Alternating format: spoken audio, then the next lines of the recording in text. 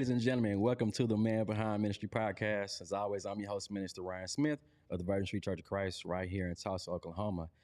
Season 1, episode 33. And we've got a good one, man, talking about, man, an individual that's super close to me. Go back to our days in college. Man, this dude has grown so much musically since the last time, we were in college together.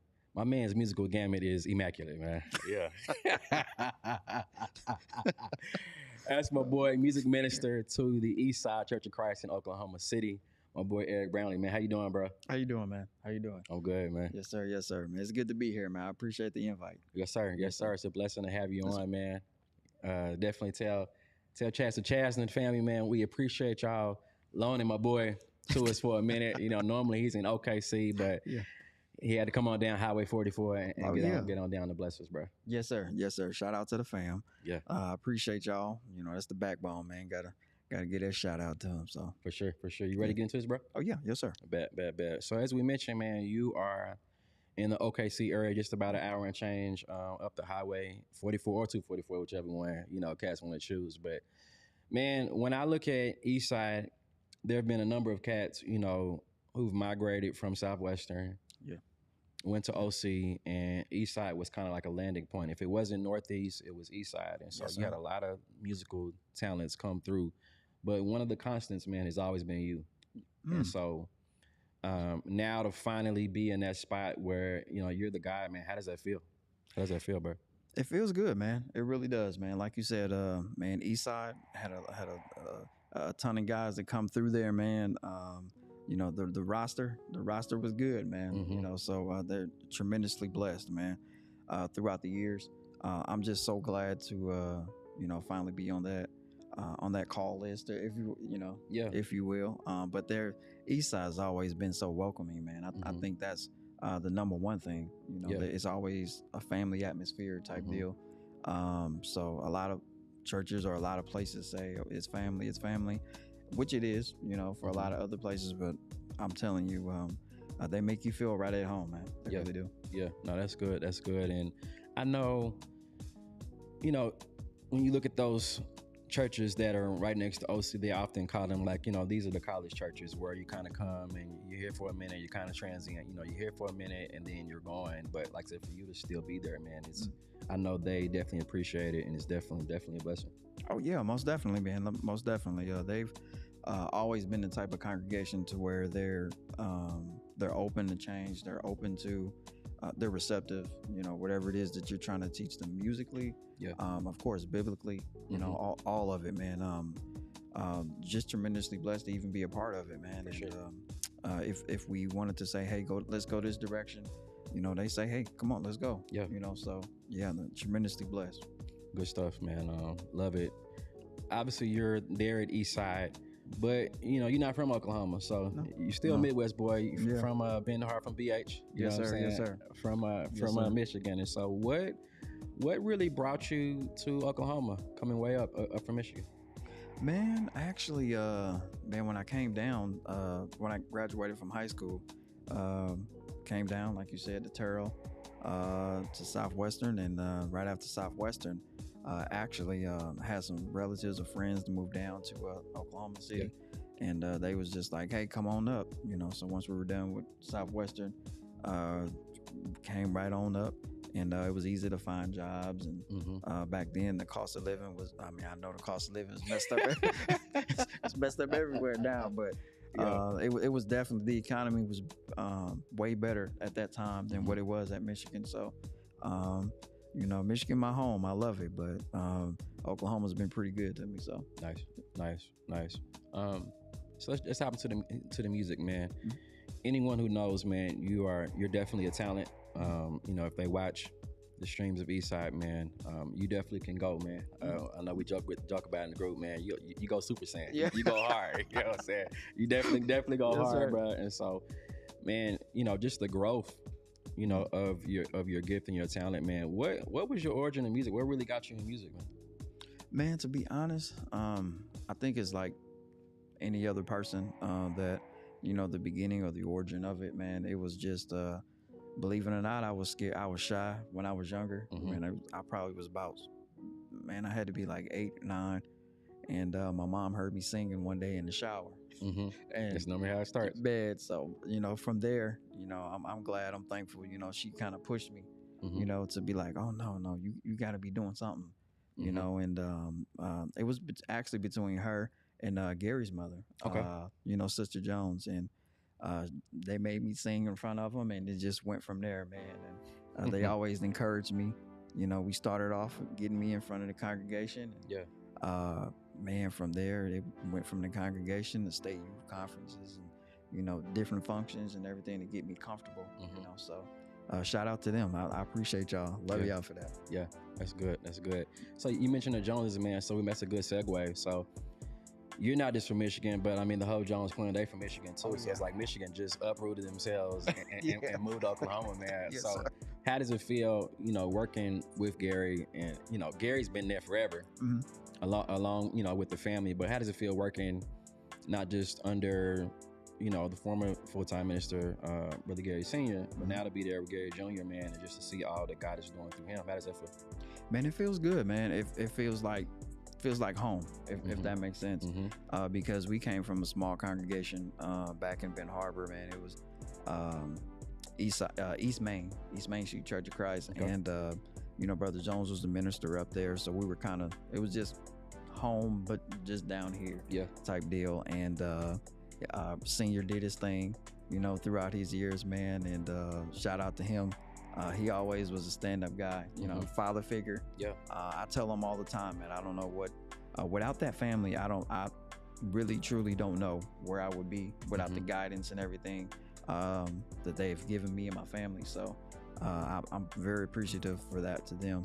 And Junior, he's always been the guy, even growing up, watching him, with whether it be whatever it is that he participate in, whether it be nationals, state conference, whatever, man, basketball, football, whatever it was, man. He was always excellent at what he did.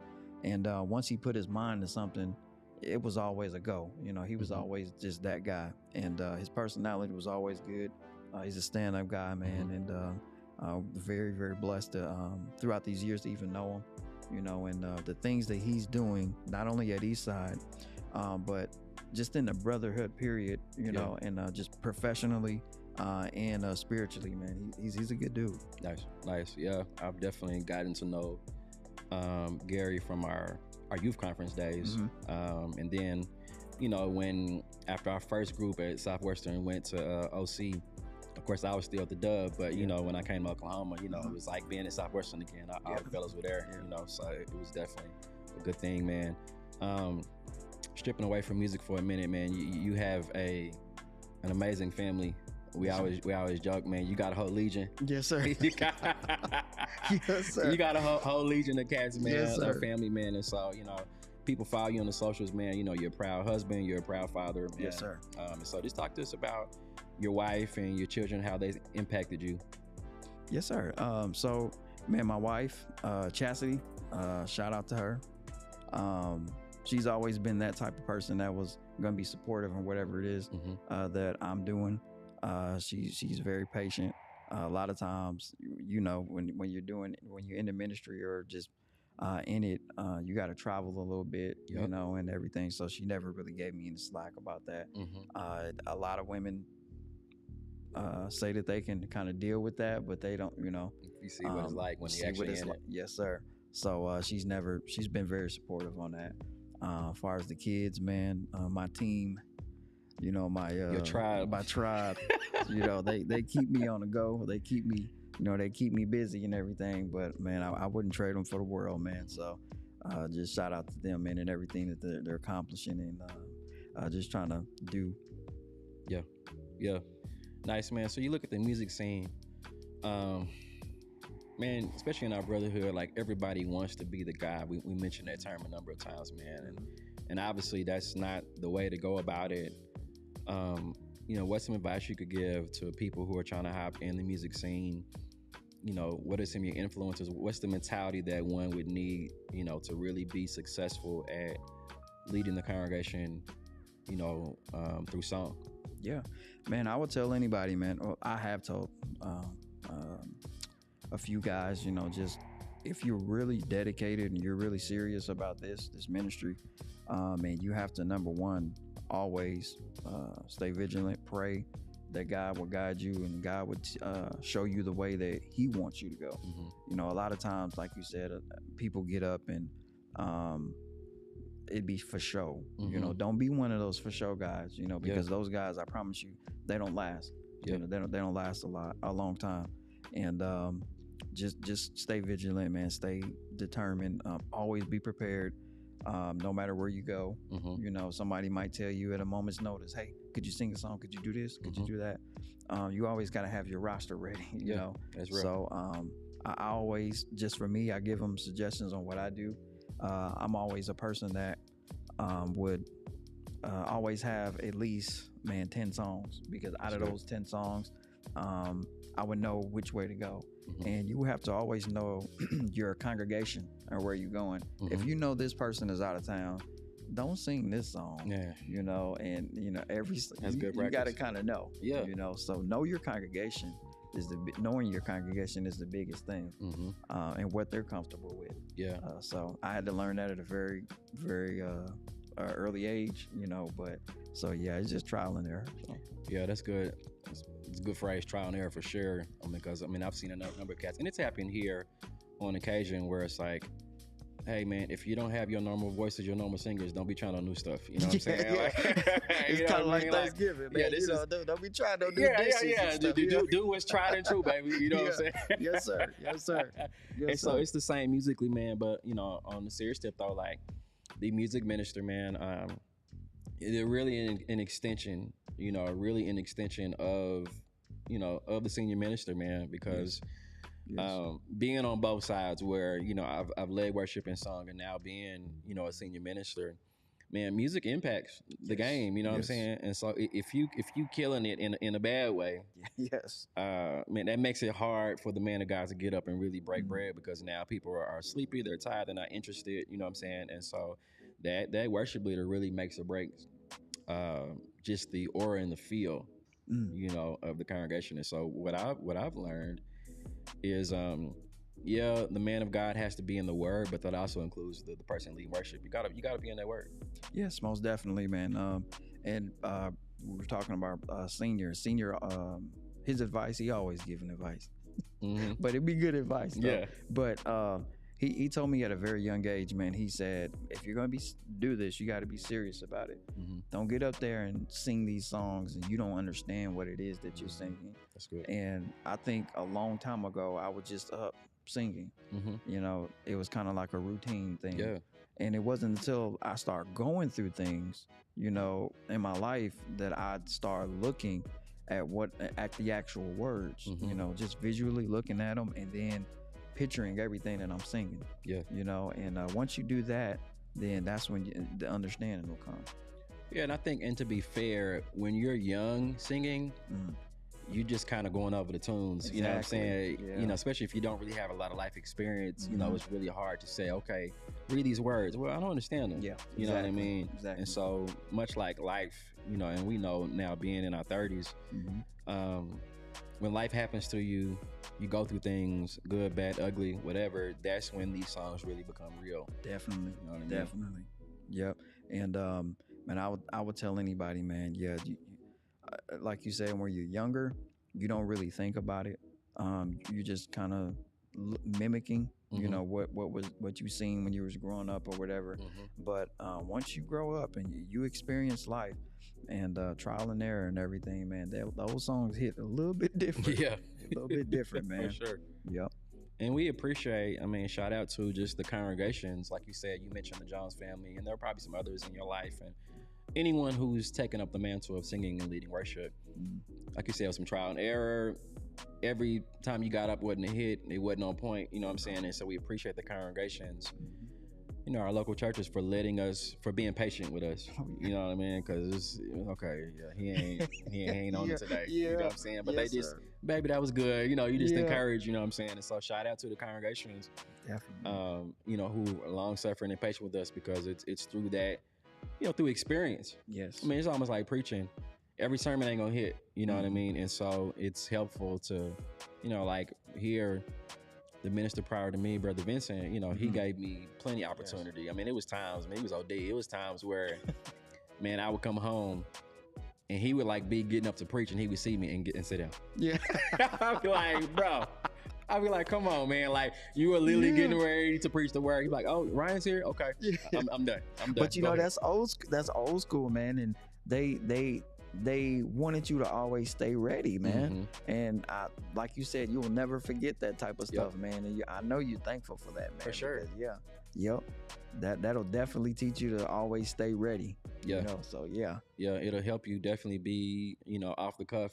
You know, sometimes those moments hit the best. Like you said, you can have that set list of songs you got, but then I know many have said musically inclined. You know, you got your list of songs, but then sometimes, man, the spirit moves and you got to switch course. Yes, man. And I had to learn that because I used to be like a person that was like not methodical, but a person that was, okay, this is what I'm gonna sing.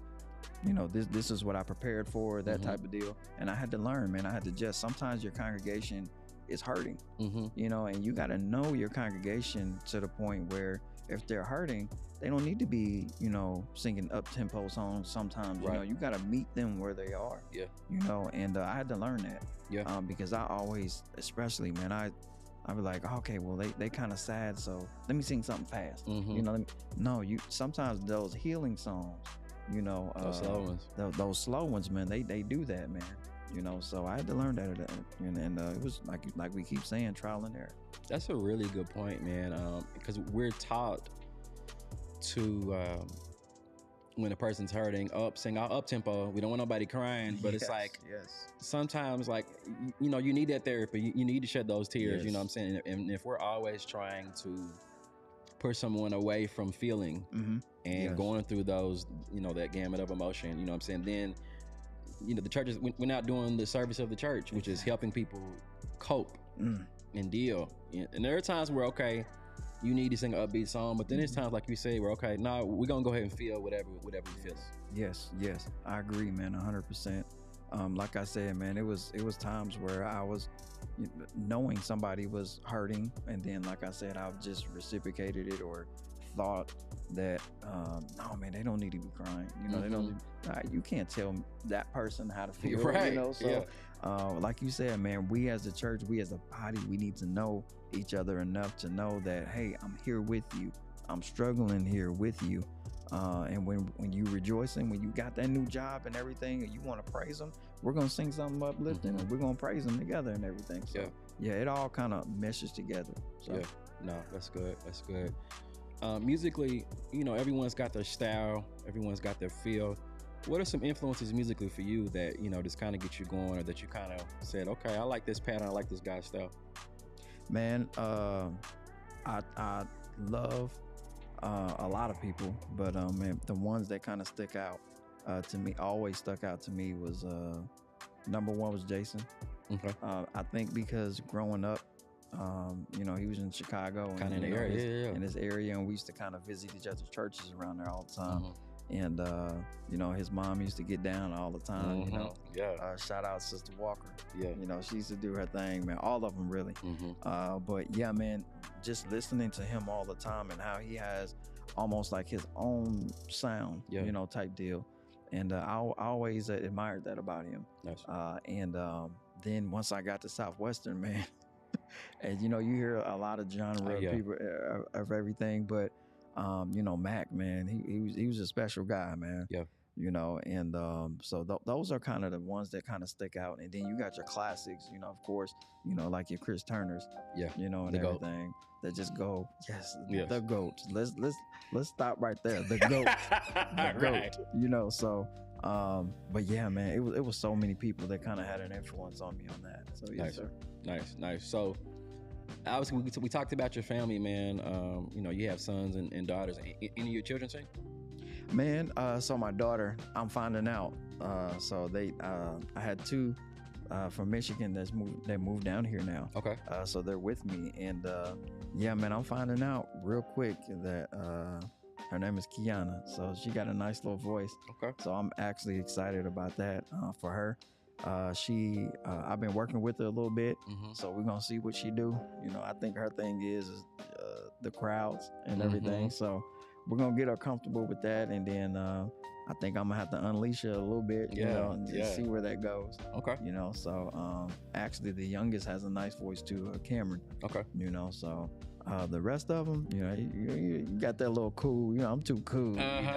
You know, and Denasia actually has a nice voice. My other daughter, she has a nice voice also. So we're just, I think it's once we get that confidence thing down, then that'll be pretty good. Good. Love it, man. You know, I'm a new father. You know, Kalani just turned one a couple months ago, man. Yes, and sir. so, Already. I'm telling you, man. Pray for your boy. Yeah. Pray for your boy, man. You just getting started, brother. Yes, sir, man. So, you know, being a girl dad yourself, any advice you can give to me? Help your boy. Yeah, man. Yeah, most definitely. You're gonna need a lot of patience. Okay. You know, but I promise you, in all seriousness, man, the older she gets, the less you're gonna see that she does wrong. Mm-hmm. You know, but if that makes sense, you're not gonna let her do whatever. Mm-hmm. You know, but you are gonna let her do whatever. No, but man, the most is just always have patience. Always remember that. Remember the innocence in the bad times. Mm-hmm. You know, that'll help you get through whatever it is that y'all go through. Have lots of bullets, you know, for when they get older, and you know, click, clack, clack, clack. You know? Yeah. I'm catching it here. Yes, sir. Definitely. It's funny because Karen's like, "No, you don't need that." I'm like, "Are you serious?" Yeah. I have a daughter. You know what I mean? Like, it's a necessity. Like, it's straight up bad boys. You know what I mean? Bad boys, man. We ride together. That's it. That's it, man. That is it. No, but all seriousness, man, she's gonna bring you so much joy, so much just happiness and everything. You're gonna be so proud of her, man, that whatever it is that she does, you know, that you don't like is gonna outweigh the good. Is gonna outweigh the bad. So just continue to just do what you're doing. Have that stick-to-itiveness that you already have, man, and that spirit that you already got. And I promise you're gonna be all right. Appreciate that, bro. Appreciate that, man. Yes, sir. Looking at the music scene now, what are some things, like obviously now you're older, what are some things that you know now that you wish you knew when you were younger, kind of starting out early? Oh, man. I think what I would have wanted to know is that I will go back to that word, stick-to-itiveness. It's sometimes when you're up there singing, you're trying to uplift the congregation and you might not be singing the right song. So it might just be an off day for them, or they're just hurting or whatever.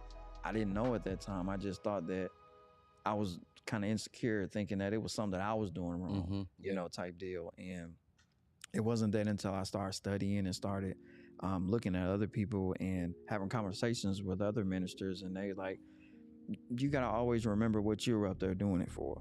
You know, you're not up there to, you know, appease and please. You ain't up there for no show. Yeah. You know, if don't nobody else in that audience sing and open their mouth, you better open your mouth and praise and thank God for what it is that he's done for you.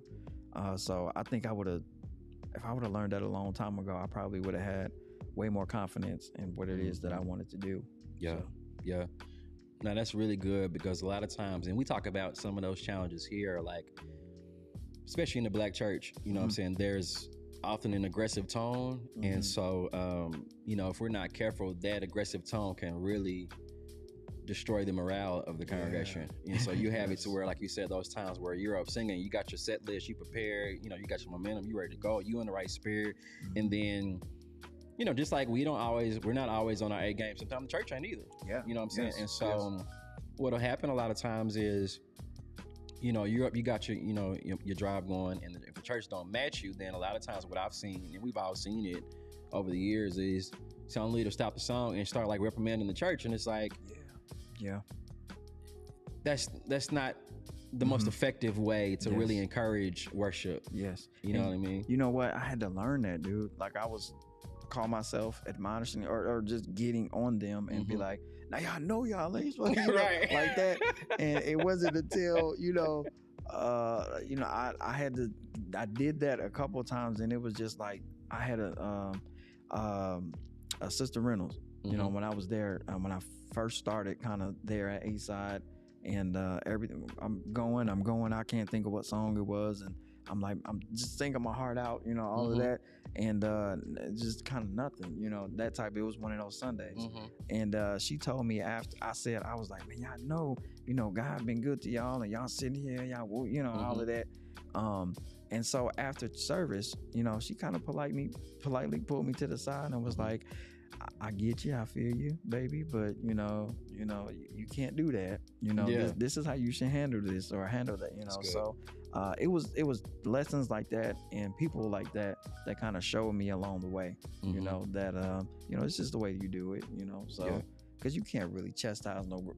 Right. I'm way younger than you. Right. You know, so I just had to learn that, man. So yeah, that's good, and you know, kudos to those sisters in the church where it's like, you know, with men, we'll kind of like just let it slide. You know what I mean? Because it's okay, we men, we got to be tough. That's what we do. But you know, you appreciate those sisters for, you know, providing a different approach, a different perspective. You know what I'm saying? Because you know. The reality is, you know, the majority of your average congregation is majority is women. Oh yeah, most definitely. So you know, if you're not, you know, really just in tune with the congregation, especially you know your sisters. Oh yeah, you in trouble. Yes, brother. You in trouble. You are. The sisters they're gonna ride with you. They're gonna die with you, brother. They look out for you, man. So you get them on your side, you good. Yeah, good stuff, man. Look, bro, we definitely. I appreciate you coming on, man, and blessing us, man. I think I was talking to Mac in this episode, man. We're kind of at a point where we are kind of in our prime now. You know, we're in the spot where now, just like we had cats that we looked up to, you know, now there's a younger generation coming up, man, that looks up to us. And so before we let you go, man, just, you know, share with the viewers, man, hey, you know, what's some advice, you know, you can share for those who are, you know, trying to hop in this space. I think my advice to them would honestly be is to like we were speaking about earlier, just make sure that this is something that you want. Once you're in it, I promise you it's going to be something that's in you that's going to drive you, that's going to keep you connected. It's the closest, sometimes I feel like it's the closest that you can get to God in some of your situations, because it's almost like poetry emotion type deal. So just have stick-to-itiveness, have patience, have love, kindness, all of that, man. All of that matters. And I promise you, whatever you're going through in your darkest hour, man, you'll get through it. Just hold on, stay right there, and I promise you it's going to work out. That's good, bro. That's good, bro. We definitely appreciate you, man, coming in. Definitely. And blessing us, man. It's, it was a blessing, especially coming in. Yes, sir. Off the highway, man. Oh, man, that's no problem, man. You know, I hop on that E-way anytime. Yes, sir. Yes, sir. Called E-way. Yes, sir. Yes, sir. Before we go, bro, tell the people, man, how can we find you in the ministry of the church, man, online? Most definitely, man. Y'all can just hit me up on the socials. I'm not on too many things. I'm on Facebook. I'm the old head. So you can catch me on Facebook. Just look me up, Eric Brownlee. Or you can catch our page. It's Eastside Church of Christ. It is on YouTube. We have a YouTube page. So y'all just pre-record the services and everything. So if you can't make it out, just make sure that you check us out. If you're in the neighborhood, make sure you come to the best side, not the west side, but the east side. 1501 Northeast 36th Street. I like that. Love it, love it, love it. Again, if you didn't catch that information, we'll make sure we have it all in the description so you can catch him, man. Shout out to the Eastside congregation. Shout out to my boy again. Yes, sir. Bless the family. He gonna be home soon, man. To our viewers, man, we do this. If you first time viewer, thanks for hopping on with us. If you've been here before, you're returning. Hey, bless the ministry. Like it, share it, bless somebody else with this time that my bro and I have shared. Definitely. We do this every Thursday, 7 p.m. Central Standard Time. To the next episode, we'll see you then. God bless you. God keep you. Peace.